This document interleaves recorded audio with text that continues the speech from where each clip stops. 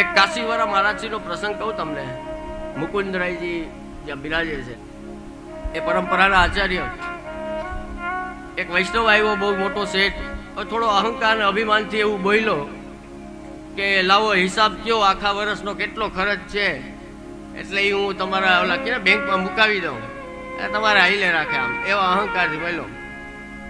અમે તો હજી ઘણા લેવલમાં છીએ એ ટાઈમના આચાર્યોની તો અમે તો હજી હસીને તમને સમજાવી દે.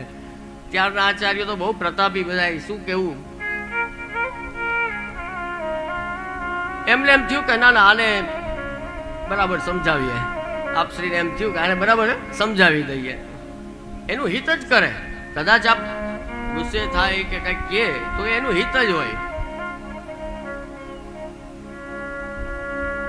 આપે એને આજ્ઞા કરી કે તારે કેટલા ધરવા છે, તો અરે આપ આજ્ઞા કરો, આખા વર્ષમાં આપને શું ખર્ચ છે એ જમાનામાં. એટલે આ તો 200 વર્ષ પહેલાની વાત છે, 100-200 વર્ષ. 2 લાખ 4 લાખ કે હું ધરી દઉં કે એ જમાનાના 4 લાખ રૂપિયા જે આજના હિસાબ કરો તો લગભગ 40 કરોડ ઉપર કે થઈ જતા હોય છે. ત્યાંથી લઈને અત્યારની મોંઘવારીનો હિસાબ કરો તો એ તો આવીને ધરી ગયો. પછી મારા શ્રી આજ્ઞા કરી કે હવે એક કામ કરીએ આપણે. મારે છે ને મારા પ્રભુનો 4 દિવસનો મનોરથ કરવો તો તમે આવજો. તો શેઠ તો વયા ગયા. ભલે કે કેદી આવું છો કે આ 4 દિવસ નક્કી છે ત્યારે તમારે આવે, તમે ન્યોછાવર દીક તમે આવજો આનંદથી, એ ઉત્સવમાં ભાગ લેજો. ભલે જે જઈ. અહીંયા આપશ્રીએ જાહેરાત કરી કાશીમાં કે હવે મુકુંદરાયજીનો 4 દિવસનો, બીજા કાંઈ નહીં, કંઈ મોટા 56 ભોગ કે આ કે તે કે એવું કાંઈ નહીં. એ કરત તો તોલો શેઠે કદાચ ઉઠી જાત. પણ ખાલી આપશ્રીએ એટલી જ આજ્ઞા કરી કે 4 દિવસ ને 4 ઘટા. આપણે અહીંયા ઘટા થાય ને શીતકાલમાં, ઘટાના મનોરથ થાય, લાલ ઘટા, શ્યામ ઘટા, પીલી ઘટા, હરી ઘટા. તો એ કે 4 દિવસ ને 4 ઘટાના મનોરથ, બસ એટલું જ કરવાનું. 4 ઘટાના મનોરથ કર્યા.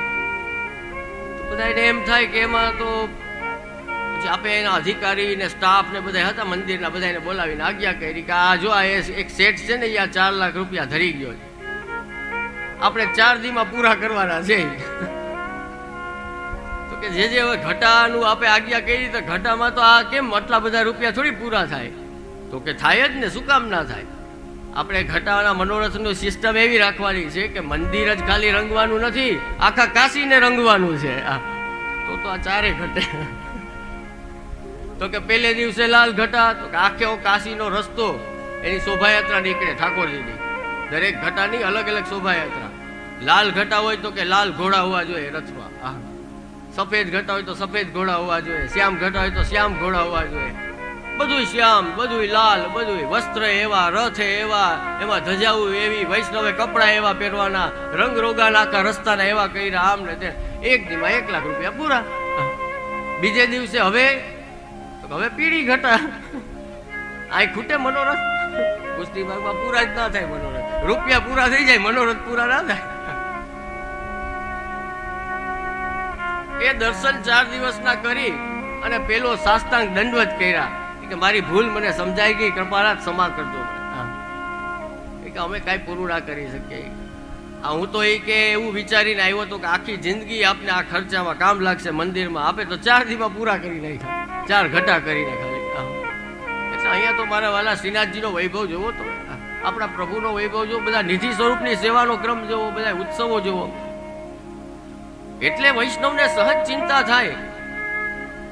આપણે મર્યાદા માર્ગી સેવા તો નથી કે ખાલી ધૂપ ને 2 સફરજન ને 1 કેળું ને અગરબત્તી કરીને કામ પૂરું થઈ ગયું, એવું તો છે નહીં. આ તો રસો વૈષ્ણવની સેવા છે. આ તો નંદરાયજીના લાલ છે, યશોદોત્સંગ લાલિત છે, એની સેવા કરવાની છે. એમાં કાંઈ ઘટવું જોઈએ નહીં. એટલે સહજ ચિંતા થાય કે આ બધું કેમ પહોંચાશે મારાથી? મારી પાસે સંપત્તિ નથી, મારે એવડું ઘર નથી, મારે આ નથી, મારે તે નથી, મારી પાસે આ કાંઈ નથી. એના માટે જ આપશ્રી આજ્ઞા કરે છે કે કાંઈ ના હોય તો એ ચિંતા કરો માં. કારણ કે પ્રભુ તો પધાર્યા છે ને તમારા ઘરે, એ પ્રભુ જ બધી અનુકૂળતા કરી દેશે. એ પ્રભુને જ્યારે ઈચ્છા થશે કે મારે હવે આ પલનામાં ઝૂલવું છે તો તમારી બધી અનુકૂળતા થઈ જશે, તમે નવું પલનું સિદ્ધ કરાવશો. પ્રભુને એમ થાય કે મારે મોતીના બંગલામાં બિરાજવું છે તો એ તમારે મોતીનો બંગલો એ સિદ્ધ કરાવી દેશે. પ્રભુને એમ થાય કે મારે હિંડોળામાં ઝૂલવું છે તો એ હિંડોળો એ તમારો સિદ્ધ કરાવી દેશે. એ બધું કરાવી દેશે. પ્રભુ સર્વ સમર્થ હોય તતો નિશ્ચિંતતામ રહે. એ ચિંતા કરવાની જરૂર નથી. બસ ભાવથી ખાલી ઠાકોરજીનું સેવન કરો, ભજન કરો. જેમ આગળ કહ્યું છે એમ કૃષ્ણની સેવા એ આપણું કર્તવ્ય છે. એ કરતા રહો એટલે બાકીની કોઈ ચિંતા કરવાની જરૂર નથી. અર્થો હરિ રે વહી, અર્થરૂપ ભગવાન પોતે જ છે.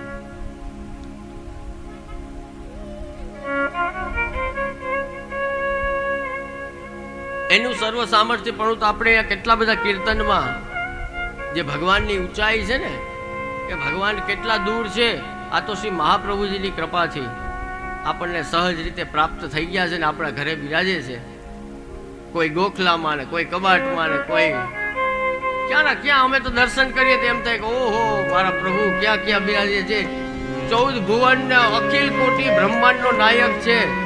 તમે અવડા નાનકડા ગોખમાં, અવડા નાનકડા લાકડાના કબાટમાં તમે એમ કહો છો કે મારા વાલા મહાપ્રભુજી ગુસાઈજીની આડીથી બિરાજો તો એ અવડા ગોખલામાં બિરાજી જાય. વિચારો તમે, એ પ્રભુ અખિલ અખિલ કોટી. ભાગવતના 3જા સ્કંદમાં કહ્યું છે કે ભગવાનના એક એક રૂવે, એક એક રૂ, આ રોમકૂપ કહેવાય. આ રોમકૂપ એક રૂવાટી હોય ને, હવે આ રૂવાટીની જગ્યા હોય અહીંયા સેજ હોલ હોય, છિદ્ર હોય. એવા ભગવાનના એક એક રોમકૂપમાં, એક એક રૂવાટીની જગ્યામાં કોટી કોટી બ્રહ્માંડો છે. કોટી કોટી બ્રહ્માંડો.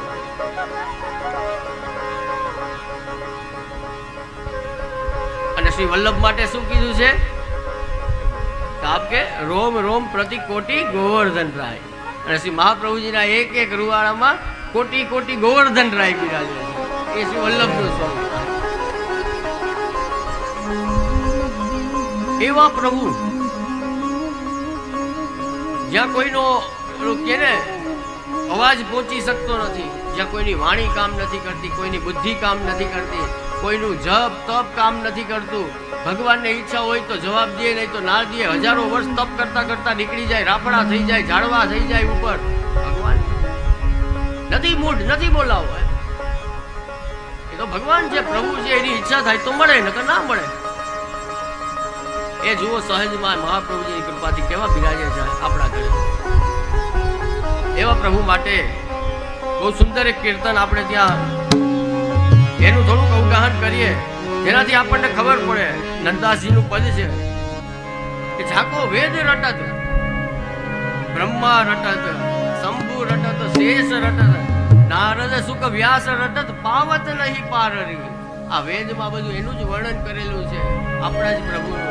બ્રહ્માજી એની સ્તુતિ કરે, શિવજી એની સ્તુતિ કરે, નારદજી આખો દિવસ નારાયણ નારાયણનો જપ કરે, સુખદેવજી એની કથા કરે છે, વ્યાસજી એની કથા રચે છે.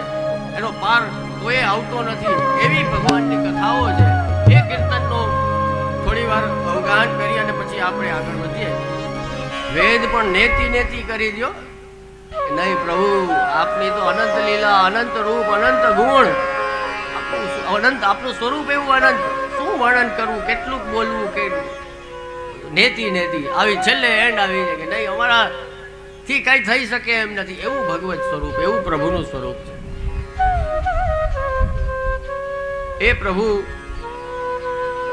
કૃપા વિચારીને આપણી ઉપર શ્રી મહાપ્રભુજીએ પધરાવી દીધા.